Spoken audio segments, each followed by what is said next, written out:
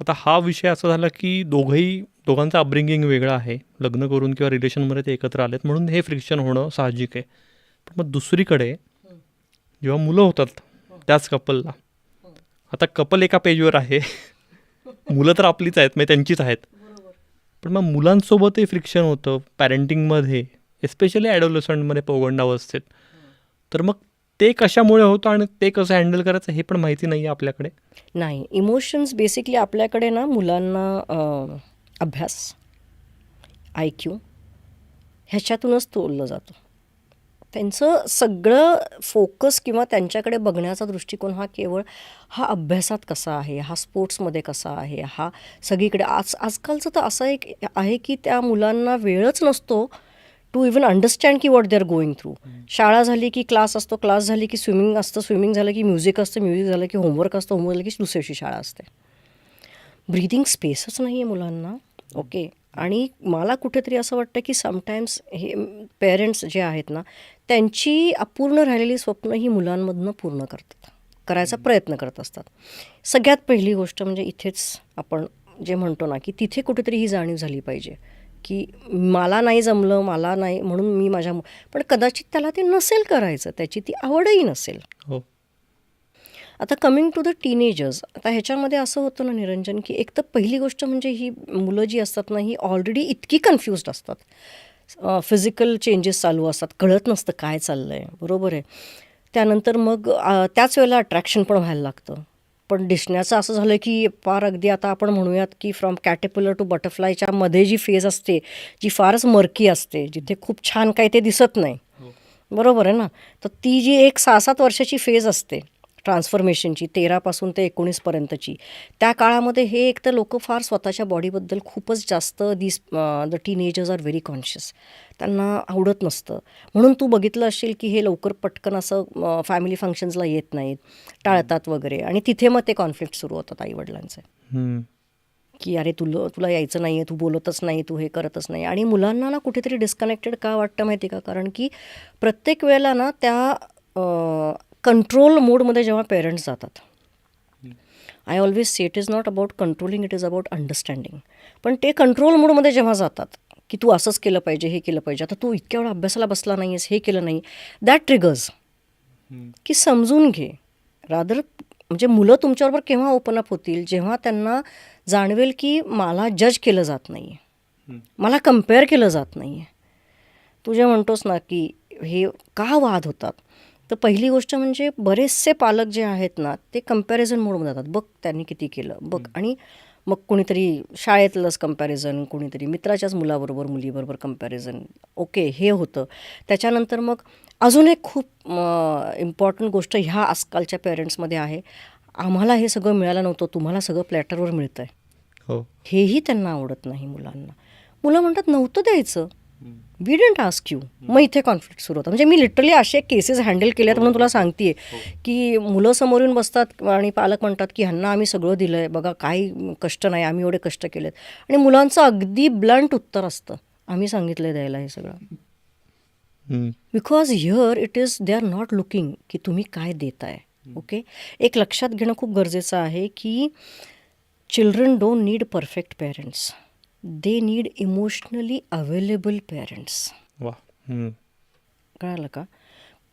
आम्हाला परफेक्शन नको आहे पेरेंट्समध्ये, सगळं परफेक्ट पेरेंट्स नको आहे की सगळं अगदी आम्हाला प्लॅटरवर देणार, हे करणार, ते करणार, ते नको आहे.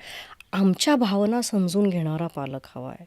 पण मग इथेच थोडंसं एलॅबोरेट करता आलं तर, भावना समजून घेणारा ऐक पाहिजे किंवा बाबा पाहिजे, म्हणजे मी जे सांगते ते मनापासून ती ऐकते किंवा तो ऐकतोय, त्याच्यावर काहीतरी पॉझिटिव्ह रिॲक्शन देतोय. कित्येक वेळेला ना मी पालकांना पण हे सल्ले देते की मुलं ना शेअर करतात ना, तेव्हा पटकन जाऊन ॲडवाईस देऊ नका त्यांना. त्यांना ॲडवाईस प्रत्येक वेळेला ॲडवाईसच पाहिजे असं नसतं, त्यांना सल्लाच हवा आहे तुमचा असं नाही आहे. किंवा जज पण करू नका, तू असं कसं केलंस, तुला योग्य वाटतं का, असं नाही म्हणायचं. जर तुमचा मुलगा किंवा मुलगी काहीतरी येऊन तुमच्याबरोबर शेअर करतायत तर फक्त ऐका. Sometimes they just need somebody to listen. ऐकून घ्या. त्यावेळेला इमिडिएटली सल्ला देऊ नका, कारण तुम्ही जर त्यांना जज केलं किंवा इमिडिएटली सल्ला दिला की मुलं थोडंसं डिस्टन्स मेंटेन करायला लागतात. नको ह्यांना सांगायला गेलं की हे परत काहीतरी ज्ञान देणार, आय गेटिंग द पॉईंट. कधीतरी त्यांना फक्त ना कोणीतरी ऐकून घेणारं हवं. मग कसं काय, तर समजा भांडण झालं आणि येऊन सांगितलं तुमच्या मुलाने तुम्हाला की माझं आज कॉलेजमध्ये असं झालं किंवा काय झालं. आपण काय करतो नॉर्मली, की असं नव्हतं बोलायला पाहिजे त्याचंच. हे काहीही न करता मी पालकांना सांगते की हे ऐकून घ्यायचं, म्हणायचं ओके बेटा मला कळतं आहे what you must be going through, ठीक आहे आपण बोलूयात, पॉज घ्या, थोड्या वेळाने जाऊन बोला की कसं वाटतंय तुला, तुला हर्ट झाला आहेस का, झाली आहेस का, राग आला आहे का, काय वाटतंय. सो काय वाटतंय ना ते ॲक्नॉलेज करा. किंवा जर जेव्हा तुमचं मूल तुम्हाला सांगतं येऊन की मला प्रचंड राग आला आहे, आता माझी चिडचिड होती, अरे राग चांगला नसतो, राग नको असं मानून घेऊ वगैरे, हे अजिबात बोलू नका. The first thing should be it's okay, आलाय राग ना, येतो, अरे राग आम्हालाही येतो, मलाही येतो, बाबांना येतो, असं असं म्हणून ते नॉर्मलाइज करा. आणि मग म्हणायचं अरे पण आता हा राग आपण कसा वापरायचा ते आपण ठरवूयात ना, तुला राग आलाय, तुलाच त्रास होणार आहे की नाही बाळा, सो थोडा पॉज घे, ठीक आहे, काय तुला चिडचिड करायची कर. म्हणजे माझा मुलगा आता 20 वर्षाचा आहे, तर हे जे काही मी माझ्या मुलाबरोबर एक्सपेरिमेंट्स केले तेच मी माझ्या काउन्सिलिंगमध्ये वापरते. Always acknowledge your children's emotions, always. राग असू देत, चिडचिड असू देत, हो का आता तू फ्रस्ट्रेटेड आहेस, आपण थोड्या वेळाने बोलूयात, ठीक आहे, तू शांत झाला की आपण बोलू, तू माझ्याशी असाच का बोलतो, असंच का बोलतेस, हेच का करते.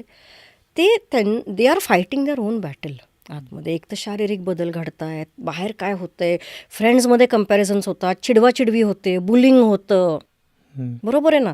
सो एक त्यात अकॅडमिक प्रेशर आहे. हेच जर तू बघितले तर हीच वर्ष अकॅडमिकली खूप महत्त्वाची असतात, ह्याच्यावर तुमचा पुढचा मार्ग ठरतो, करिअर ठरतं.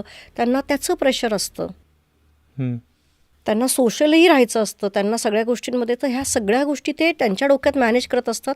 मग तिथे आपण आपल्या अपेक्षांचं ओझं आणि आपलं प्रेशर जर त्यांच्यावर टाकलं तर ते चिडचिडच करणार.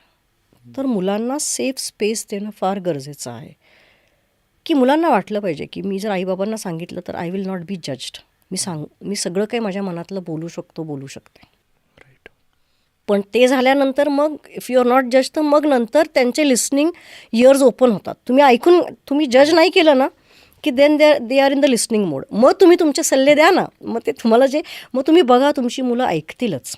म्हणजे आपण मुलांचं मनापासून ऐकलं तर तेही आपलं मनापासून ऐक. येस, तुम्ही ऐकून त्यांच्या भावना समजून. आणि मी म्हटलं तसं इमोशनल इंटेलिजन्सचा हा खूप महत्त्वाचा भाग आहे. समोरच्याची भावना समजून घेऊन ती ॲक्नॉलेज पण करणं, हे खूप महत्त्वाचं आहे. हो, की तुला राग आलाय, ठीक आहे, बरोबर आहे, योग्य आहे तुझं राग येणं, अगदी स्वाभाविक आहे, अगदी स्वाभाविक आहे.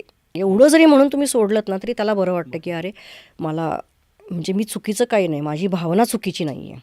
ओके, दॅट इज हाऊ पेरेंटिंगमध्ये पेरेंट्स जर ह्या पेजवर आले, ओके, कारण मी म्हटलं तसं की they don't need perfect parents, they need emotionally available parents.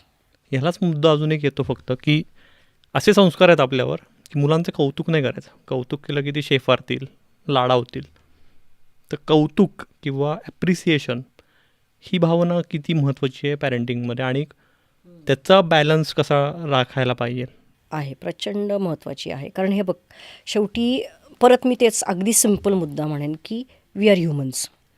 तुला काय, मला काय, कोणालाही कोणी जर येऊन अप्रिशिएट केलं तर छानच वाटतं ना, बरोबर आहे. म्हणजे the brain is program that way. तसंच मुलांचं आहे. पण आता काय होतं की अप्रिशिएट करता करता शेफारण्यापेक्षा अप्रिसिएशन असं झालं पाहिजे की अरे वा, म्हणजे तू जे काही आत्ता हे करतोयस ते उत्तम आहे, we are proud of you आणि we hope to see you like this. ही तुझी वाटचाल अशीच चालू राहू देत, तिथे तुझं ॲप्रिसिएशन बॅलन्स होतं. नाही तर मग आपण अरे मस्तच आहे, माझा मुलगा छानच, मुलगी छानच करते, हेच करते. त्याला ॲप्रिशिएट करताना पण की आता तुला आम्ही अप्रिशिएट केलं, ती तुझं सिलिंग नाही झालं पाहिजे. आता तू स्वतःसाठी बेंचमार्क सेट केला आहेस, हे सांगणं फार गरजेचं आहे मुलांना की तू स्वतःसाठी बेंचमार्क सेट केला आहे, आता हा बेंचमार्क प्रत्येक वेळेला तुलाच गाठायचा आहे. So you have to see to it की तुम्ही अप्रिशिएट पण करा. पण समजा जर, म्हणजे मी मार्कांच्या बाबतीत नेहमीच बोलते की कित्येक वेळेला आपण 50पैकी जर 45 पडले तर पहिला प्रश्न येतो 5 कुठे गेले. बरोबर आहे. तर त्याचा थोडा अप्रोच बदलला आणि आधी पाठीवर थाप मारून म्हणा, "अरे वा, मस्त 45 पडले, व्हेरी गुड. तुला जे काही पडलेत मार्क्स, व्हेरी नाईस." आणि मग थोड्या वेळाने जाऊन म्हणायचं की अरे पण ते जरा तेही बघा आपल्या त्या 5 मार्कांचं कशावर कुठे कमी पडतो, यू वर्क ऑन इट. आणि हे अगदी कॅज्युअली बोललं पाहिजे. म्हणजे अप्रिसिएशन प्लस फीडबॅक, ह्या 2 गोष्टी फार गरजेच्या आहेत. म्हणजे अप्रिसिएशन 4 चौघात झालं पाहिजे आणि फीडबॅक हा एकांतात जाऊन दिला पाहिजे मुलांना. 10 लोकांच्या समोर नाही म्हणायचं की बघ ते कसं करतात, तू पण असं केलं पाहिजे, किंवा तू इथे बघ तुझा हाच प्रॉब्लेम आहे वगैरे. हे खूप वेळेला नकळत फॅमिलीमध्ये सुद्धा पूर्ण फॅमिली समोर बोललं जातं, जे विच हर्ट्स. मुलांना ते हर्ट होतं. त्याच्यामुळे ॲप्रिसिएशन करावं, डेफिनेटली करावं, कारण दॅट इज अ बूस्टर. हो. त्यांना अप्रिशिएट करत राहावं आणि फीडबॅकही देत राहावा, म्हणजे ते ग्राउंडेड राहतात.